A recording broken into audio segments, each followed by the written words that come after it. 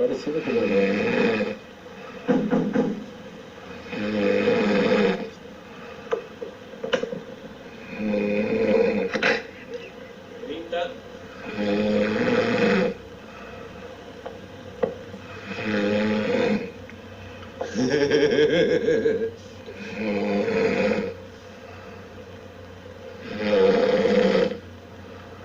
Olha, gente, ele vai fazer respirar.